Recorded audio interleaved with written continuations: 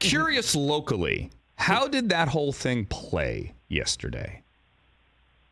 Yeah, I said to Chris before I came on, and I won't go into the Jim Boeheim analogy, but it's kind of like with Jim Boeheim. And what I mean by that is I feel like I have a pretty decent gauge on the pulse of the Packer fan base. The majority of them, maybe it's just a vocal minority that I'm hearing the loudest on Twitter, but it seems they're ready to move on, whether that's because of his play last season, things he said that they don't agree with, this saga that has played out over the past 3 off seasons. It seems Packer fans are ready to move on, if not tired with him altogether. But I think as time passes, and maybe it already has, there will be a grand appreciation for what Aaron Rodgers did for this franchise. I put out a call on Twitter yesterday for, people's favorite moments of him as a Packer. I'm putting together a story with the top 10 most memorable moments, and there were like near 1,000 responses. It's undeniable what he did for this franchise may never be matched again in Packer history. But I think there definitely is a sense, at least locally, that just like it was with Brett Favre a while ago, it's time to turn the page. Do you buy it when he said that he was 90% retired when he went into the darkness? Or, and I hate multiple choice questions, journalists at home, please don't do it. Kids, if you're learning, if you're going to Newhouse, don't do it. Or do you think it is a self-defense response to the fact that the Packers don't want him? That's a good question.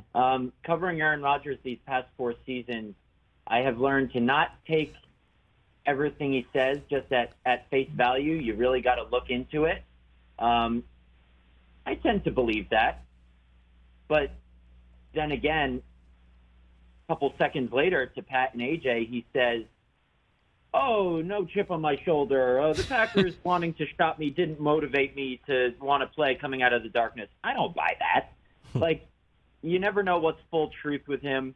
But that's part of what makes covering him fascinating, because it's always interesting. Listen, if he was 90-10 and that day of contemplation in the dark and envisioning himself playing did the trick, then so be it. But I have a hard time believing that he was not driven to play for anyone, for the Jets, for the Packers, for the Raiders, whatever, by coming out of that cave in Oregon and learning from his pals around the league that the Packers were shopping him. Any competitor, and especially Aaron Rodgers, who's one of the mightiest, would be driven by that. Of course. I totally get it. And we're talking to Matt Schneidman here from The Athletic, who covers the Packers there in Green Bay. I made the point earlier, though, Matt, that if you are playing or asking for the trade to Detroit, Detroit just popped up on my Twitter, to the Jets, out of spite, it's the wrong reason. Now, I mean, if spite is the ultimate motivator, and we know he can still play football, hopefully the thumb is healthy, and if that drives you to one more season of greatness, good for you. But if it goes badly, and then you look back and say, I'm doing this to prove others wrong, that's a bad road to go down. Yeah, it's like, I thought of this analogy. I don't know why I thought of it, but if you just get with another girl or date another girl if you're a guy to make your ex-girlfriend jealous, it's not going to turn out well for anyone. And there's a sense, this is not based on anything I've heard, I'm wondering if Aaron Rodgers just wants to do that to prove to the Packers that he still has it. Listen, there's no doubt he thinks Jordan Love is going to be a good quarterback, but at the same time, as you heard him say yesterday, he said he's arguably the best player in franchise history. That's correct. He has said to Pat before this offseason that he still thinks he can play at an MVP level. Deep down inside of him, even if he claims, and I believe him when he says this, he understands the business of it, the timeline of moving on to Jordan Love. He was once in Jordan's position, as we all know.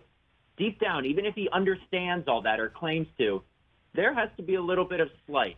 And whether it's he truly wants to play for the Jets, truly thinks they can be Super Bowl contenders, is really just doing it for Nathaniel Hackett, or it's, this is my best option, and I need an option to go prove the Packers wrong, I don't blame him for that either. This isn't me saying, oh, he shouldn't be doing that. It's just a matter of trying to figure out if he actually means what he said. It'll be fascinating to watch nonetheless. It's interesting, too, you bring up Nathaniel Hackett. I almost forgot that part of it yesterday. So Rodgers was angry. He was adamant that the Jets didn't hire Nathaniel Hackett because of him, that Nathaniel Hackett is a damn good football coach, and that it is insulting to Hackett to suggest that the Jets hired him to lure Aaron Rodgers. But then he went on to say, but my desire, my need, my want to go to the Jets does have something to do with the fact that Nathaniel Hackett is there.